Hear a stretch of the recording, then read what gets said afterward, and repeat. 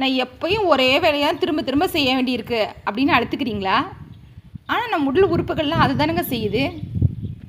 சரி, இன்றைக்கி நான் என்ன சமைக்கிறேன்னு உங்களோட ஷேர் பண்ணிக்கிறேன். சாதம் பருப்பு நான் குக்கரில் வச்சுட்டு சைடில் வந்து பொரியலுக்கு காய் அரிஞ்சிருக்கேன். நெக்ஸ்ட் சாம்பாருக்கு வந்து என்ன பண்ணியிருக்கேன் அப்படின்னா, வெங்காயம் தக்காளி வதக்கிட்டு அதோட மாங்காய் முருங்கைக்காய் ஒரு போட்டு தண்ணி ஊற்றி உப்பு மிளகாத்தூள் போட்டு வேக வச்சுட்ருக்கேன்.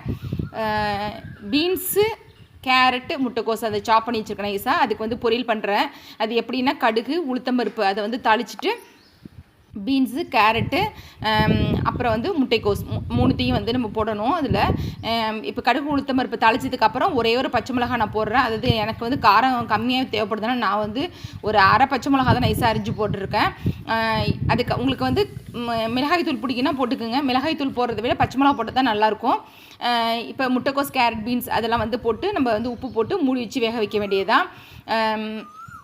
இப்போ சாம்பாருக்கு வந்து பருப்பு போட்டிருக்கேன். புளி கொஞ்சோடு கரைச்சி வச்சுருக்கேன். மாங்காய் வந்து ரொம்ப புளிக்கலை, அதனால் கொஞ்சோடு புளியும் விடுறேன். உங்களுக்கு மாங்காய் புளிச்சிச்சின்னா நீங்கள் புளி போட வேண்டியதில்லை. அதுக்கப்புறம் நம்ம வந்து கொத்தமல்லி போட்டு ஒரு கொதி விட்டு இறக்கிட்டு கடைசியில் நம்ம தாளிச்சிக்க வேண்டியதான். கூடவே நான் கத்திரிக்காய் பொரியலும் ரெடி பண்ணுறேங்க. கத்திரிக்காய் பொரியலுக்கு நான் என்ன பண்ணிடுறேன், கத்திரிக்காய் வந்து கட் பண்ணி வச்சுக்கிட்டு அது தண்ணியில் போட்டுச்சுக்கணும், அப்போ தான் கருக்காமல் இருக்கும் உங்களுக்கு. இப்போ வந்து பீன்ஸ் பொரியல் ரெடி ஆகிடுச்சா, அதில் வந்து நம்ம தேங்காய் போட்டு கருவேப்பிலை போட்டு அப்படியே இறக்கிற வேண்டியதான். காய் வெந்ததுக்கப்புறம் தேங்காய் போட்டு கருவேப்பிலை போட்டு இறக்க வேண்டியதான். இப்போ இந்த கத்திரிக்காய் பொரியலுக்கு நமக்கு என்ன அரைக்கணும் அப்படின்னு பார்த்தீங்கன்னா, தேங்காய் கொஞ்சோண்டு தேங்காய் ஒரு டேபிள் ஸ்பூன் தேங்காய் இருந்தால் போதும். நான் 2 கத்திரிக்காய் எடுத்துக்கிட்டேன், ஒரு 75 கிராம் அவ்வளோதான் எடுத்துக்கிட்டேன். அதுக்கு வந்து தேங்காய் 2 சாம்பார் வெங்காயம் நான் ஜீரகம் போட்டு கொரகொரப்பாக மிக்சியில் வந்து பல்ஸ் மோட் போட்டு எடுத்துக்கிட்டேன்.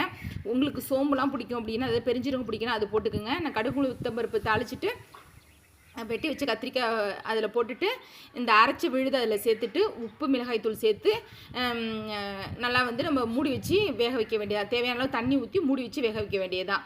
இந்த கத்திரிக்காய் பொரியல் ரொம்ப ரொம்ப டேஸ்ட்டாக இருக்குங்க. டிஃப்ரெண்ட்டாக இருக்கும் அது உங்களுக்கு டேஸ்ட்டு. எப்பயும் யூஸ்வலாக நீங்கள் வந்து வெங்காயம் தக்காளி இதெல்லாம் போட்டு செய்வீங்களா, அதை விட இது நல்லாயிருக்கும் நமக்கு. வேறு எந்த இன்க்ரீடியன்ட் நான் சேர்க்கலைங்க. உங்களுக்கு வந்து கத்திரிக்காய் பொரியலுக்கு வந்து தேங்காய் வேணுனாலும் சேர்த்து தேவைப்படாத நல்ல டேஸ்ட்டாக இருக்கும். கடைசியில் நம்ம வந்து கருவேப்பிலை கொத்தமல்லி போட்டு இறக்கிட வேண்டியதாக. நல்லா செவந்ததுக்கப்புறம் இறக்கிடுங்க. இந்த மாதிரி கனமான எண்ணெய் சீட்டில் செஞ்சிங்கன்னா நல்லா செவந்து நல்லா வாசனையாக இருக்கும். நான் வந்து அப்படி செஞ்சுருக்கேன். இன்றைய மனதில் பதியவே இல்லை. கோபத்திற்கு விலை உண்டா? மதிப்பில்லாத ஒன்று நம் மற்றவர் முன்னிலையில் மதிப்பிழக்க செய்கின்றதே. சிந்தியுங்கள் நண்பர்களே.